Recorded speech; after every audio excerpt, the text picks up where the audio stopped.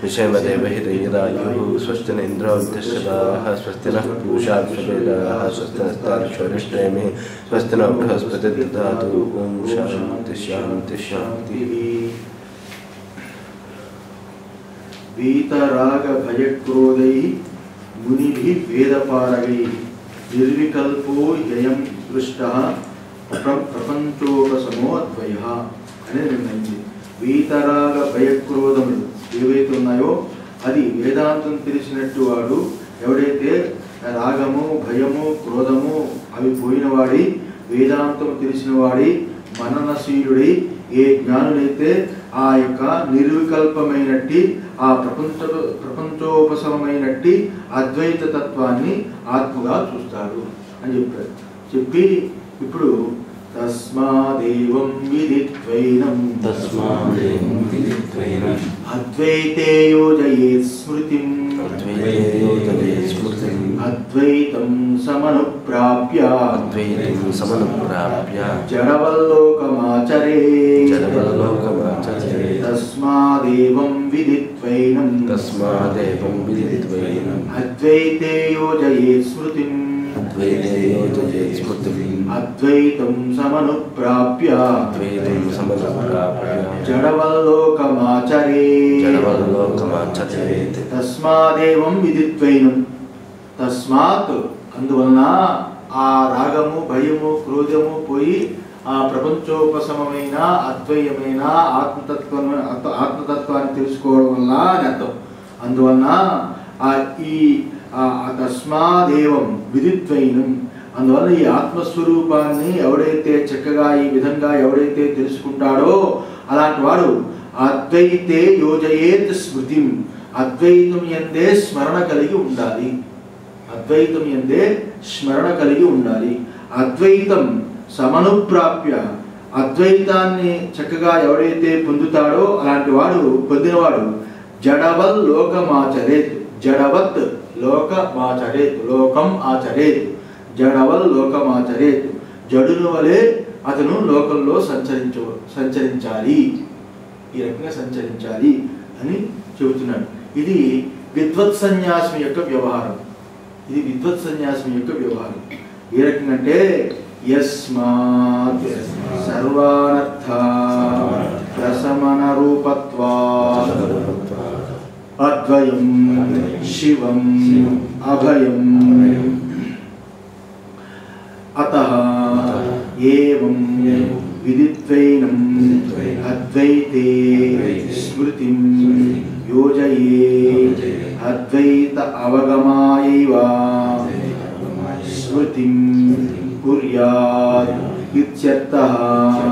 యస్మాత్ ఎందువల్లంటే సర్వానర్థ ప్రశమన రూపత్వాత్ సర్వ అనర్థములు అవి ఉపశమింపచేయబడి ఉండడం చేత అద్వైత తత్వం ఏదైతే ఉన్నదో అది ప్రపంచోపశమం శివం సమస్త ఆధ్యాత్మిక ఆది దైవిక ఆది భౌతికమైన ప్రపంచ ఉపశమము కలిగిన అంటే ప్రపంచము లేని ప్రపంచము ఎట్టి ప్రపంచము లేని స్వరూపమైన ఆత్మతత్వాన్ని ఈ 35వ కారిక వరకు తెలుసుకున్నాం. ప్రపంచం అనేది కేవలము టోపికయే గాని అది ఉన్నది కాదు. ఏదైతే ఉన్నది అని అనుకుంటున్నామో అది స్వరూపమే ఉన్నది. అలాంటి స్వరూపమైన తన తత్వము యందు ఏ మెలకువ అనే ప్రపంచము స్వప్నము అనే ప్రపంచము ఏదైతే తోచుచున్నదో అది తోచేదే గాని ఉన్నది కాదు. ఉన్న తన స్వరూపం యందు తోచుచున్నది. ఏదైతే తోస్తుందో తాడు యందు పాము వలె అది కేవలము భ్రాంతి ప్రత్యయమే గాని అది సత్యము కాదు అని చక్కగా ఎవరైతే ఈ రకంగా తెలుసుకున్నారో ప్రపంచోపశమం సర్వానర్థములు వాడికి ఉపశమం జరగడం చేత అలాంటి వాడు అద్వయం శివం అభయం అద్వయమైన అద్వయం అంటే రెండవది లేనిదైన ద్వైతరహితమైన శివమైన అంటే శుభమైన లేక మంగళకరమైన అభయమైన అభయము అంటే భయరహితమైన ద్వితీయం వా భయం భవతి రెండవది ఉన్నప్పుడే భయం ఉంటుంది. రెండొక అవస్థ లేనిది, రెండొక వస్తువు లేనిది, కేవలము తానే ఉన్నది అని నిన్న చెప్పుకున్నాము. అలాంటి అభయస్వరూపమైన దానిని, ఆత్మని ఎవడైతే ఈ రకంగా తెలుసుకుంటాడో, ఏవం విదిత్వైనం, ఎవడైతే ఈ రకంగా తెలుసుకోవడం వల్ల, ఈ రకంగా తెలుసుకోవడం చేత అతడు అద్వైతే స్మృతం యోజయేత్, ఆ జ్ఞానాన్నే, దానినే ఆ రకంగానే తెలుసుకుని ఆ స్మృతి కలిగి ఉండాలి. ఏ రకంగా? అద్వైత అవగమాయైవ స్మృతిం కుర్యాత్ ఇత్యర్థః. అంటే ఇక్కడ అర్థం ఏమిటంటే, ఆ స్మృతి అద్వైత అవగాహనతో కూడుకుని, అద్వైత బుద్ధితో కూడుకుని, అద్వైత అవగాహనతో కూడుకుని, అద్వైత స్మృతితో ఈ అద్వైత యందు ఆ బుద్ధిని, దానినే వినియోగించాలి అని. స్మృతిం కుర్యాత్ ఇత్యర్థః, ఈ బుద్ధిని దాని యందే వినియోగించాలి అని శంకర భాష్యం ఈ రకంగా చెప్పడం. అంటే ఇక్కడ ఎందువలన, ఈ విధంగా ఎవరైతే తెలుసుకుని ఉంటారో, అలా తెలుసుకుని, ఇక్కడ తెలుసుకుని అంటే సర్వద్వైత అనంత ప్రశమన రూపం అవడం చేత, సకల ద్వైత ఆధ్యాత్మిక ఆది దైవిక ఆది భౌతికమైన సకల చరాచరము ఏ మెలకువలో తోస్తున్నదో, లేక ఏ స్వప్నంలో తోస్తున్నదో, అలాంటి మెలకువ స్వప్నమనే ద్వైతముతో కూడుకున్న ద్వైత రాశి, దృశ్య రాశి అంతా కూడా ప్రశమనం చెందడం చేత, ఉపశమనం చెందడం చేత, అది తొలగిపోవడం చేత, అలాంటి వాడు శివం అద్వైతం అభయం అయిన ఆత్మతత్వాన్ని తాని యొక్క స్వరూపంగా ఈ విధంగా ఎవడైతే తెలుసుకుని అద్వైతాన్నే తెలుసుకున్నవాడు అద్వైతాన్నే స్మృతి చెయ్యాలి అని ఇక్కడ చెప్పాడు. అయితే ఇక్కడ అద్వైత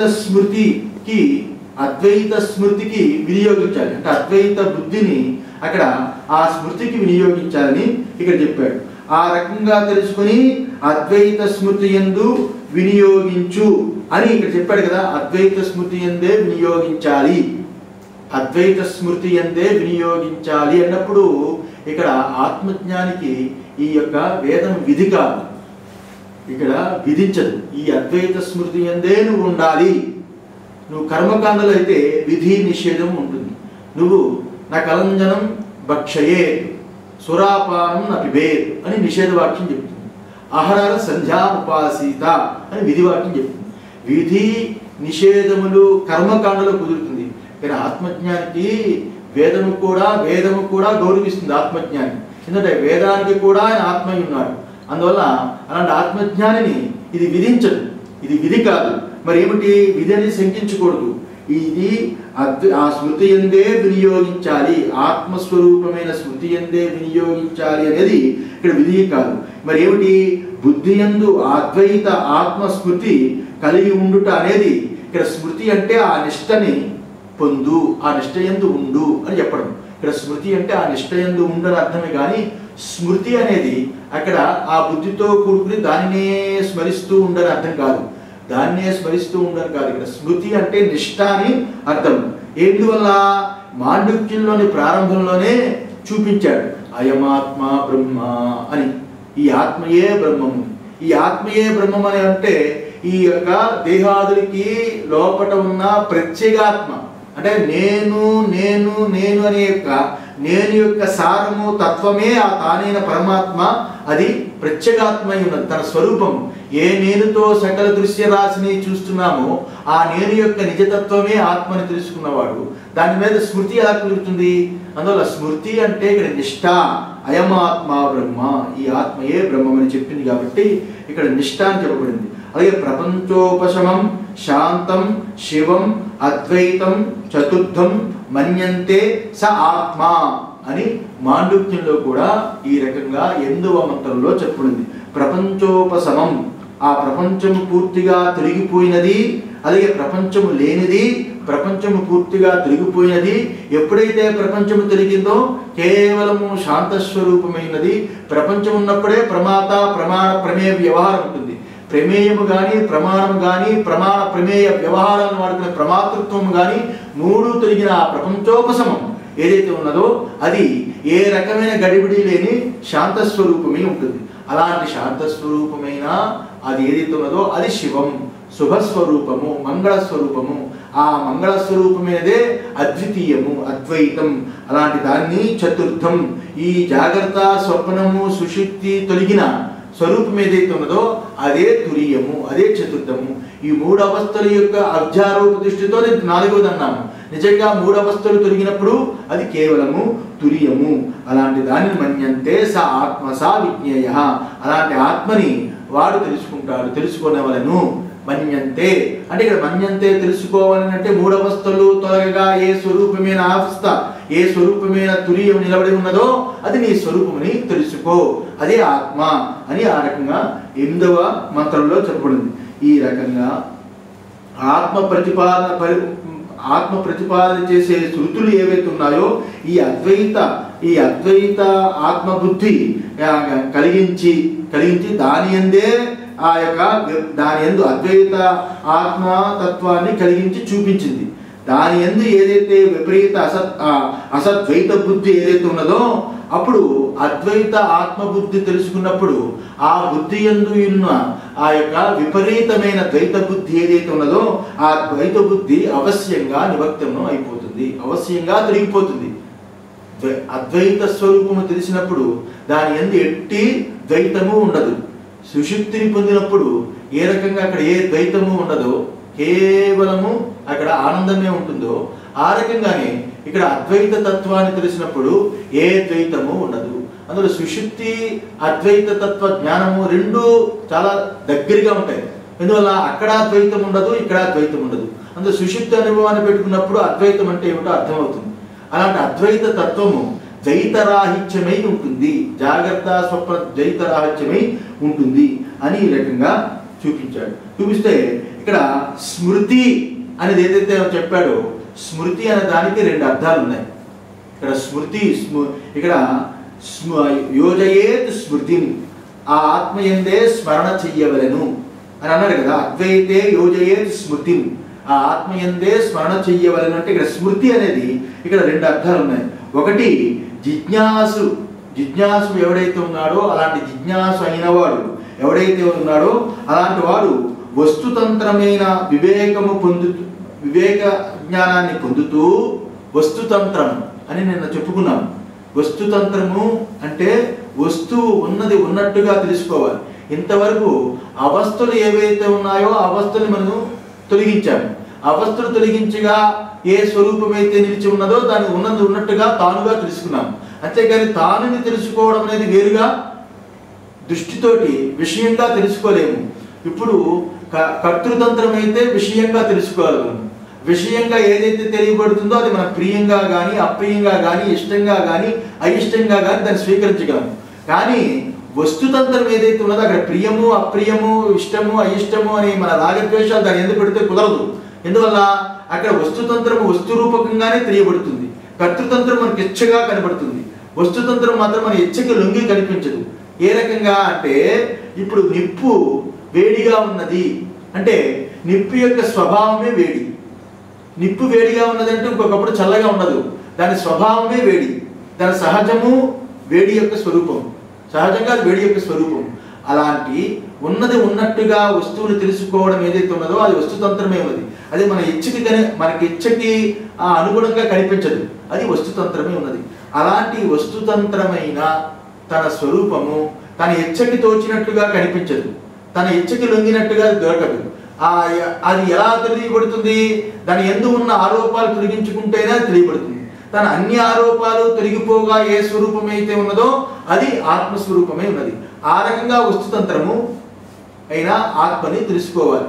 అలాంటి వస్తుతంత్రమైన ఆత్మయందు అంటే అవస్థాత్రయరహితమైన స్వరూపమైన ఆత్మని వస్తుతంత్రము చేత ఈ రకంగా పొందుతూ అద్వితీయ ఆత్మయే ఉన్నది అని తెలుసుకోవడానికి ప్రయత్నం చెయ్యాలి అని ఇక్కడ చెప్పడం అనేది ఇక్కడ తీర్మానం,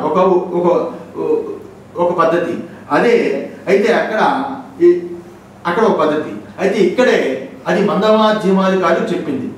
ఈ రకంగా స్మృతి చెయ్యాలి, ఆ అద్వైత తత్వాన్ని వస్తుతంత్ర రూపకంగా నిధ్యాసన రూపకంగా దాన్ని స్మరించాలి అని మధ్యమాధికారులకి చూపించింది. అయితే ఉత్తమాధికారులు అయితే ఎవరైతే ఉంటారో అలాంటి జిజ్ఞాసులకి వివేకము యొక్క ఆవర్తన ఏదైతే ఉన్నదో అది చెప్పలేదు. ఆవర్తన అంటే ఆ స్మరించాలి, చెయ్యాలి అని ఆవర్తన ఉత్తమాధికారులు ఎవరైతే ఉన్నారో అలాంటి వాళ్ళకి ఆ తత్వమసి అన్నప్పుడు అహం బ్రహ్మాస్మి అని తెలిసినప్పుడు నేను అది అయ్యున్నాను అని ఒక్క వాక్యం చేత తెలిసినప్పుడు అక్కడ అలాంటి వాడికి ఉత్తమాధికారికి ఈ ఆవృత్తి చెప్పలేదు. ఎందువల్లంటే ఆ ఆవర్తన జడరూపమైన భావరూపమైన కర్తృతంత్రం కాదు. ఇక్కడ వేదాంత విచారం దగ్గర వచ్చిన ఆవర్తన, స్మరణ, స్మృతి ఏదైతే ఉన్నదో ఈ ఆవర్తన అనేది అది కర్తృతంత్రమైనది కాదు, అది జడరూపమైనది, భావరూపమైనది. ఇప్పుడు రాయిపిక్క కనిపించింది, ఆ రాయిపిక్క అది జడం, దాని ఎందుకు మనం భావం పెట్టాం అది విష్ణువు అని. ఒక రాయిపిక్క కనిపిస్తే అది జడమైన దానిని, అది ఈ సకల చరాచరాన్ని సృష్టించే ఆ విష్ణువు ఉపాధిగా దాన్ని చూస్తున్నాం. అక్కడ మనం భావం పెట్టాము, వస్తువు మాత్రం జడమై ఉన్నది. ఇది లోక దృష్టి, ఇది కర్తృతంత్రమే ఉన్నది. అందువల్ల ఇలాంటి కర్తృతంత్రం కాదు వస్తుతంత్రము. వస్తుతంత్రము చైతన్య స్వరూపమైనది, చిన్మాత్రమైనది, సత్స్వరూపమైనది, ఆనంద స్వరూపమైనది. అలాంటి సత్తు, చిత్తు, ఆనందముతో కూడుకున్న ఏ వస్తువు అయితే ఉన్నదో అది వివేకముతో కూడుకున్న ఆవర్తన. అది కేవలము వివేకం చేత ఆలోచించాలి. ఇక్కడ కర్తృతంత్రంలో వివేకం కాదు, ఇక్కడ ఇచ్ఛ. వీడి మనస్సు, వీడి కోరిక, వీడి ప్రియము అప్రియాన్ని బట్టి ఆ వస్తువును చూసుకోవచ్చు, ఇక్కడ చూసుకోవచ్చు. ఇది వీడికి ఆ వస్తువు వీడికి లొంగి ఉంటుంది, కానీ స్వరూపమైన ఆత్మ మాత్రము ఈ బుద్ధికి లొంగి ఉండదు. బుద్ధి దాన్ని ఉన్నది ఉన్నట్టుగా తెలుసుకోవాలి. ఉన్నది ఉన్నట్టుగా ఆ బుద్ధి తెలుసుకున్నప్పుడు అది వస్తుతంత్ర జ్ఞానం అవుతుంది. లేనిది ఉన్నట్టుగా భావరూపకంగా తెలుసుకున్నది ఏదైతే ఉంటుందో అది కర్తృతంత్రమే ఉంటుంది. అది జడరూపమైనది, భావరూపమైనది, కర్తృతంత్రం. ఆ రకంగానే విగ్రహారాధనలు దగ్గర నుంచి, యజ్ఞయాగాది కర్తవుల దగ్గర నుంచి, లోకాంతరాల దగ్గర నుంచి, నీవు నాది ఇది అది అనే దగ్గర నుంచి అన్ని కర్తృతంత్రమే ఉన్నవి. అలాంటి కర్తృతంత్రంతో కూడుకుని ఏదైతే ఉంటుందో అది వ్యవహారం. కానీ స్వరూపమైన ఆత్మ తెలుసుకున్నప్పుడు వస్తుతంత్రమే ఉంటుంది. అలాంటి వస్తుతంత్రం ఏదైతే ఉన్నదో దానిని ఈ భావరూపము జడరూపము కాదు కాబట్టి వివేకమైన బుద్ధితో విచారించేది కాబట్టి వస్తుతంత్రము అది. ఇక్కడ విశేషంగా దీని గురించి సూత్ర భాష్యంలో 4.1.2 సూత్ర భాష్యంలో విశేషంగా చెప్పాడు. అది నిజంగా తీసి చూపిద్దాం అనుకున్నాను. ఆ 4.1.2 టైం సరిపోదు, చాలా పెద్ద భాగం అది 2 రోజులు పడుతుంది. 4.1.2 ఈ వస్తుతంత్ర ధ్యానం ఎలా చేయాలనేది అందులో చాలా బాగా గొప్పగా చూపించాడు. ఆ రకంగానే ఇక్కడ రెండవది ఇంకేమిటి, దీనికి ఇంకొక అర్థం కూడా చెప్పబడింది. మొదటి అర్థం చెప్పాను, ఆ వస్తుతంత్రమైనది వివేకము చేత అద్వైత తత్వాన్ని తెలుసుకునే వస్తుతంత్ర ధ్యానం. ఇది మందమాధ్యమాధికారికి చెప్పింది, అదే ఉత్తమాధికారికి అయితే ఈ ఆవర్తన చెప్పలేదు అని చెప్పాము. అయితే ఇక రెండవది ఏమిటి, ఇంకొక అర్థము, ఈ తత్వం తెలుసుకునే మహాత్ముడికి ఈ యోజయేత్ స్మృతం అనేది సహజం. యోజయేత్ స్మృతం అనేది వాడికి సహజం. ఆ నిష్ట అనేది వాడికి సహజం. నిష్టలో ఉండాలి అనేది ఇక్కడ మందమధ్యమాధికారికి చెప్పింది. ఈ యొక్క కారిక, ఇక్కడ కారిక ఏదైతే ఉన్నదో మందమాధ్యమాధికారికి ఆ నిష్టలో ఉండవలను, అంటే దానినే చింతన చెయ్యవలను, అదే విషయాన్ని చేయవలను. ఇంకా బయట ఉన్న ఇంకా బాహ్యకర్మలు, ఇంకా అంతరమైన ఆలోచనలు వదిలిపెట్టి కేవలము ఆ నిష్టలో ఉండు. ఆ నిష్టలో ఉన్నప్పుడు నువ్వు తక్కువ టైంలో ఆ నిష్ట అలవాటు అయితే చచ్చిన తర్వాత ముక్తిని పొందుతావు. బ్రతికుండగానే ఆ ముక్తి యొక్క స్వరూపము నీకు జీవన్ముక్తుడే తెలుసుకుంటావు. మళ్ళా చచ్చిన తర్వాత జన్మరాహిత్యాన్ని పొందుతావు అని నేను 2 రకాలుగా కూడా మనకు చూపించాడు భగవద్గీతలో. ఆ రకంగా ఏ మహాత్ములు ఎవరైతే ఉన్నారో ఈ రకంగా అలాంటి వాళ్ళకి ఇక్కడ యోజయేత్ స్మృతం అనేది ఆ నిష్ట, ఆ దాని అందే కలిగి ఉండడం అనేది వాళ్ళకి సహజంగా ఉంటుంది. వాళ్ళకి సహజంగా ఉంటుంది. ఎవరైతే మందమాధ్యమాధికారి ఉంటుందో వాళ్ళని ఆవృత్తి చెయ్యాలి, ఆవర్తన చెయ్యాలి. దానినే నిధిధ్యాసన, వస్తుతంత్రమైన ధ్యానము. అదే భగవద్గీతలో 6వ అధ్యాయంలో అందులో చెప్పబడింది. కఠోపనిషత్తులో కూడా ఆధ్యాత్మిక యోగం అని యమాచార్యులు నచికేతుడికి చెప్తున్నప్పుడు అక్కడ ఆధ్యాత్మిక యోగంగా కూడా చెప్పబడింది. ఇలాంటి యోజయేత్ స్మృతం అంటే ఇక్కడ విధి కానిది అని, యోజయేత్ స్మృతం అని అంటే ఇక్కడ విధి కానిది, తప్పక చెయ్యాలని ఇక్కడ విధి కాదు. తప్పక చెయ్యాలని ఇక్కడ విధి కాదు. ఎందుకంటే వాడికి ఆ బుద్ధి యొక్క అనుగ్రహం ఉంటే దాని ఎందే నిలిచి ఉంటాడు. అనుగ్రహం లేకపోతే సంసారంలో పడిపోతాడు. అందువల్ల అది వాడి యొక్క బుద్ధి యొక్క వైచిత్రమైన విషయం. అందువల్ల ఇక్కడ ఆత్మ విషయం వచ్చేసరికి శాస్త్రము విధించదు.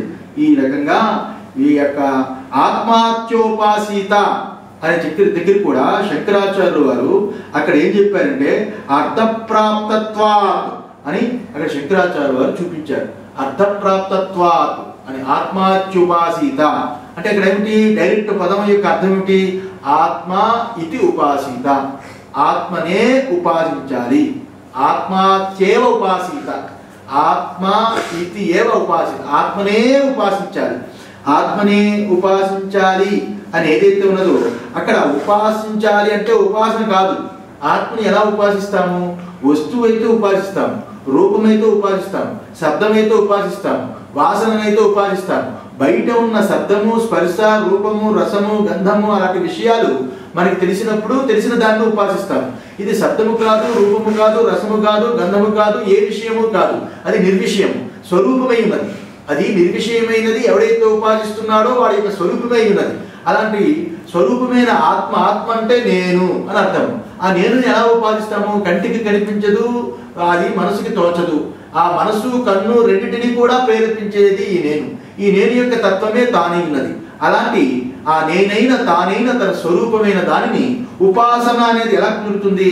అందులో ఇక్కడ ఉపాసన అని ఎందుకు చెప్పాడు అంటే ఇక్కడ ఉపాసన అంటే ఉపాసన చేసే ఉపాసన కాదు ఇది. మరి ఏమిటి, ఆత్మని ఆత్మని తెలుసుకోవాలంటే అక్కడ ఆత్మని తెలుసుకోవాలంటే సహజంగా అది తన స్వరూపము ఏదైతే ఉన్నదో సహజంగా తెలుసుకోవడం తప్ప విషయంగా తెలుసుకోవడం అనేది అక్కడ కుదరదు. అందుకే ఆత్మిత్యోపాసీత అంటే ఇక్కడ ఉపాసన అనేది బాహ్యంగా చెప్పే ఉపాసనగా, కర్మకాండలో చెప్పే ఉపాసనగా తీసుకోకూడదు అని ఆ ఉద్దేశం చేత శంకరాచార్య వారు అర్థప్రాప్తత్వా అని శంకరాచార్య వారు అక్కడ పదాన్ని వాడారు.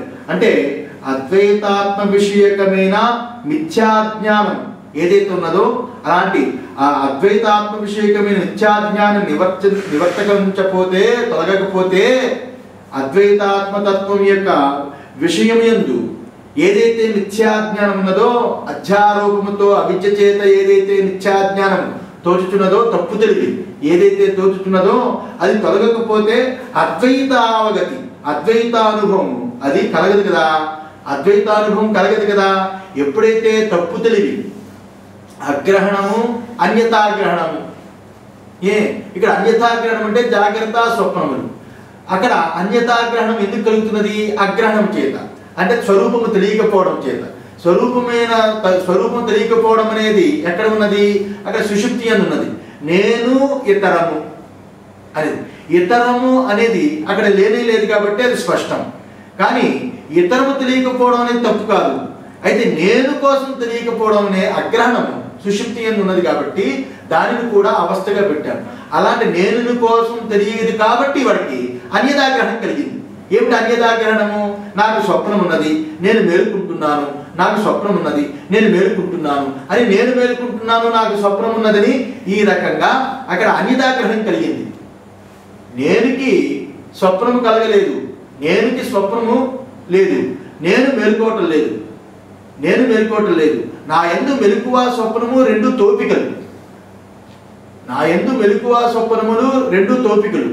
నేను మేలుకుంటున్నాను అంటే ఈ తాను నేనుగా అయిపోయి నేను మెలకువగా అయిపోయిందా? ఇలాగా వికారం చెందిందా?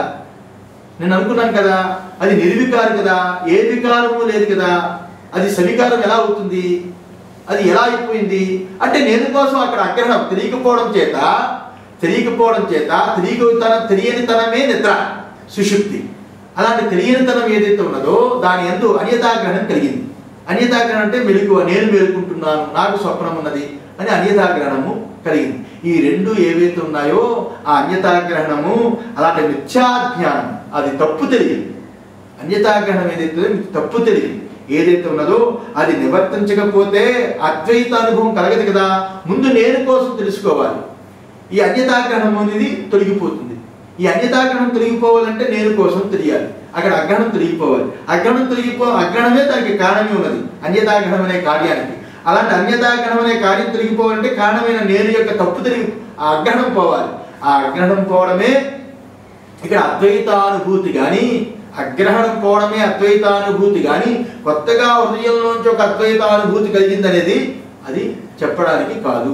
అందువల్ల ఈ రకంగా ఈ మిథ్యాజ్ఞాన్ని నివర్తించకపోతే అద్వైతానుభూతి కలగదు కదా. అందువలన ఈ ఇక్కడ ఆ మాత్రమైన వ్యవధానము ఇక్కడ ఉంది కదా. అందువలన దాని నివృత్తియే దాని యొక్క నివృత్తియే దాని చేతన ద్వైతమే ఇక్కడ ఏదైతే ఉన్నదో దాని స్మృతి ఇక్కడ ఉండదు. ఎక్కడ నేను యొక్క అగ్రహణం నాకు తెలియదు అని తెలియదనే దానితోటి ఏదైతే అన్యదాగ్రహణాన్ని చూస్తున్నామో నేను కోసం తెలియదు, అన్యదాగ్రహణం కోసం తెలుసు అన్నప్పుడు అన్యదాగ్రహణం కోసం ఏదైతే తెలుస్తున్నావో ఆ తప్పు తెలివి అది తప్పు తెలివి అయినది. నువ్వు తెలుసుకున్నది తప్పు తెలివి అయినది. ఈ తప్పు తెలివి ఎందుకు తెలుస్తున్నది అంటే అసలు ముఖ్యంగా నేను కోసం తెలియకపోవడం అని కదా. ఇక్కడ నేను కోసం తెలియకపోవడం అనేది ఏదైతే ఉన్నదో ఆ యొక్క ద్వైతము తెలియనప్పుడు తెలియకపోవడం అనే అజ్ఞానము తొలగిపోయినప్పుడు ఇంకా ద్వైతం ఉండదు కదా. అక్కడ ద్వైతం అనేది ఉండదు కదా, ద్వైత స్మృతి ఉండదు కదా. నేను కోసం చక్కగా తెలిసిన వాడు ఎవడైతే ఉన్నాడో అక్కడ ఆ అగ్రహణము పోయినవాడు, తత్వాన్ని చక్కగా తెలుసుకున్నవాడు, అలాంటి వాడికి వాడి పైన ద్వైతం అనేది ఉండదు. ద్వైతం అనేది కనిపిస్తున్నప్పుడు తోపికీగానే చూస్తాడు. ఇప్పుడు ఎప్పుడూ పాము పుట్టలేదు తాడు ఏందన్నప్పుడు అక్కడ పాము తాడు లోపట కానీ తాడు పైన కానీ తాడు ఎందు కానీ అక్కడ పాము ఉండదు. ఎప్పుడూ అది కనిపించే పాము భ్రాంతి అని తెలుసుకుంటాడు.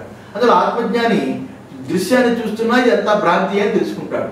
ఎప్పుడూ ఒకసారి పాము భ్రాంతి తొలగినప్పుడు తాడు ఎందు మళ్ళా పాము కనిపించకూడదని లేదు. ఆ దాడి పెడుతున్న మళ్ళీ పాము కనిపించవచ్చు, కానీ వాడికి తెలుసు అది తాడే అని తెలుసు. ఆ తాడైన జ్ఞానం చేత ఉంటాడు కాబట్టి వాడికి ఆ పాము బాధించదు. ఆ భ్రాంతి ఉన్న సమకాలంలో కూడా బాధించదు. ఆ రకంగా వాడికి జాగ్రత్త స్వప్నము రెండు తోచిన సమకాలంలో కూడా ఇది ఆత్మయే అని తెలుసుకుని ఉన్నారు కాబట్టి ఆ భ్రాంతి వాడిని బాధించదు. అలాంటి ద్వైత స్మృతి వాడికి ఉండదు. అద్వైత స్మృతితోటే వాడు కూడుకుని ఉంటాడు. అలాంటి వాడు అంటే ఇక్కడ జిజ్ఞాసు ఎవడైతే ఉన్నాడో ఆ జిజ్ఞాసు యొక్క బోధనతో ఆత్మప్రత్యయము పూర్తిగా అది గుర్తుంచుకుని ఉంటాడు, ఆ నిష్టలో ఉంటాడు. ఆత్మప్రత్యయంతో జిజ్ఞాసు అనేవాడు దాన్ని తెలుసుకుంటాడు. ఈ రకంగా ఆత్మగా నిలిచిపోతాడు. ఇప్పుడు ఆయన ఆ జిజ్ఞాసు ఆ రకంగా వస్తుతంత్రమైన జిజ్ఞాసు అంటే మందమధ్యవాది కాదు, ఆ వస్తుతంత్రమైన విషయాన్ని అదే ఆవృత్తి చేయడం చేత ఆవర్తన చేయడం చేత దాని అందే నిలిచిపోతాడు అని ఈ రకంగా చెప్తూ అదే ఆత్మప్రత్యయము ఏదైతే ఉన్నదో ఆ ఆత్మప్రత్యయమే అక్కడ అనాత్మ ప్రత్యయాన్ని నివర్తింపజేస్తుంది. ఈ ఆత్మప్రత్యయమే అనాత్మ ప్రత్యయాన్ని నివర్తన చేస్తుంది. ఇది తాడుని తెలిసినప్పుడు అక్కడ పాము అనే దాన్ని ఎలా నివర్తన చేస్తుందో అది తాడుని తెలిసినప్పుడు మళ్ళా పాము యొక్క స్వరూపం కనిపించిన అది తాడే అనే జ్ఞానం ఉన్నది కాబట్టి ఆ తాడు యొక్క జ్ఞానం చేత అది పాము యొక్క స్వరూపం ఏ రకంగా నివర్తన చేస్తుందో అది ఒక్కసారి అద్వైత తత్వం యొక్క నిష్ట దాని యొక్క బాగా భావం స్వరూపం తెలిసినప్పుడు ఇది అనాత్మయే అని తోసేస్తుంది, వదిలిపెట్టేస్తుంది. ఈ రకంగా దీనినే మనం ఏమంటాము మౌనము అంటాము. దీనినే మౌనము అంటాము. మౌనము అంటే శరీరమైన కాష్టమౌనం కాదు. ఇక్కడ అద్వైత తత్వం ఏముంది నిలబడి అనాత్మైన దృశ్యరాశి, అనాత్మమైన విషయాలు, అనాత్మమైన ప్రాణాలతో కూడుకున్న ఈ యొక్క దేహేంద్రియాలు అన్నీ కూడా అదంతా భ్రాంతియే మిథ్య అని తెలుసుకుని ఆత్మీయందు నిష్ట కలిగి ఉండడం ఏదైతే ఉన్నదో దానినే ఇక్కడ మౌనము అని అంటారు. అలాంటి అనాత్మను త్రోసివేసి తానే తానుగా నిలబడడం ఏదైతే ఉన్నదో అదే ఆత్మనిష్ట. తానే తానుగా నిలబడడం ఏదైతే ఉన్నదో అదే. అంతేగాని ఇక్కడ అలాంటి వాడు ఏ రకంగా ఉంటాడు? అప్పుడు అటువంటి వాడు ఏ రకంగా ఉంటాడు అంటే వాడు పాండిత్యము ఆ రకంగా మౌనము, బాల్యము మూడు కలిగి ఉంటాడు. అలాంటి వాడు పాండిత్యాన్ని కలిగి ఉంటాడు. ఏమిటి పాండిత్యము? పాండిత్యం నిర్విద్య. ఇంక ఏది తెలుసుకుంటే ఇంకొక రెండవది తెలుసుకోవాలి అక్కర్లేదో, ఏ ఒక్క దాన్ని తెలుసుకుంటే రెండవ దాన్ని తెలుసుకోవక్కర్లేదో అలాంటి స్వరూపమైన ఆత్మతత్వాన్ని తెలుసుకున్న పాండిత్యం వాడు. అలాంటి పాండిత్యం తెలిసిన వాడు మామూలు ఇంకా వేరే తెలుసుకున్నవాడు ఎవడైతే ఉన్నాడో ఆ పాండిత్యాలన్నీ లోక వ్యవహారంతో వైదిక వ్యవహారాలతో కూడుకునేవి కాబట్టి వాడికి అన్ని కుండలాలు, చక్రాలు ఇవన్నీ ఉంటాయి. వాడికి భేషజాలు ఉంటాయి. కానీ ఆత్మతత్వాన్ని తెలుసుకున్న వాడికి ఈ లోకమే వాడికి మిథ్యాన్ని తెలిసిపోయింది. ఏ లోకానికి వాడు అహంకారాన్ని చూపిస్తాడు, ఏ లోకానికి వాడి నేను ఆత్మజ్ఞానం తెలుసుకున్నాను తెలుస్తాడు. అలాంటి పాండిత్యుడు ఎవడైతే ఉంటాడో వాడు మౌనంగా ఉంటాడు, వాడు మౌనంగా ఉంటాడు. అందువల్ల ఆ రకంగా మౌనంగా ఉంటాడు, బాల్యంగా ఉంటాడు. బాల్యంగా అంటే పిల్లవాడు ఏ రకంగా ఏమి తెలియనట్టుగా అమాయకంగా ఉంటాడో ఆ రకంగానే ఉంటాడు. అంతేగాని వాడికి తెలిసినట్టుగా అహంకారంతో పెద్దవాడిని నేను తెలుసుకున్నాను అనే భావంతో ఈ రకంగా ఉండడు అని చెప్పి ఈ రకంగా జిజ్ఞాసు అయితే జిజ్ఞాసు ఏం ప్రయత్నం చేయాలి? జ్ఞాననిష్టకి ప్రయత్నం చేయక్కర్లేదు, జ్ఞాననిష్టకి ప్రయత్నం చేయక్కర్లేదు. జిజ్ఞాసి అజ్ఞాన నివృత్తికే ప్రయత్నం చేయాలి, అజ్ఞాన నివృత్తికే ఇక్కడ ప్రయత్నం చేయాలి. అందువల్ల ఆ జ్ఞానం అనేది వాడికి సహజంగా ఉన్నది, జ్ఞానం అనేది సహజంగా ఉన్నది.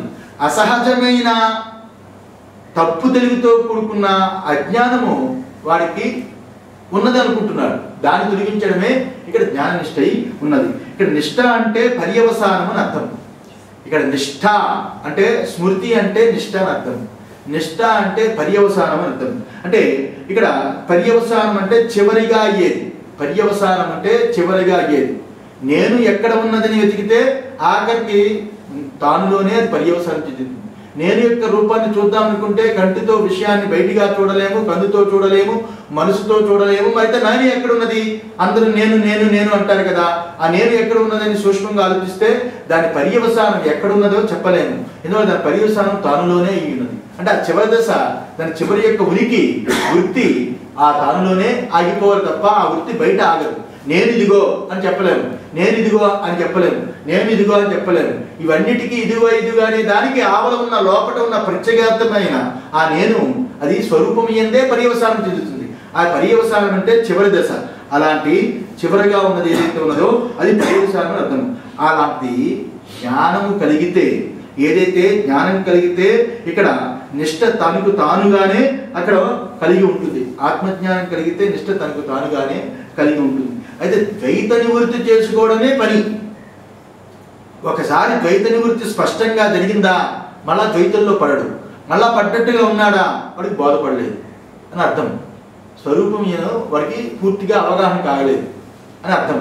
అందుకని ఇక్కడ ఆ యొక్క ద్వైత నివృత్తి ఏదైతే జరిగిందో నిష్ఠ తనకు తానుగా కలుగుతుంది. ఇంకా ఇక్కడ జ్ఞానం వేరు నిష్ఠ వేరు కూడా కాదు, జ్ఞానం వేరు నిష్ఠ వేరు కూడా కాదు.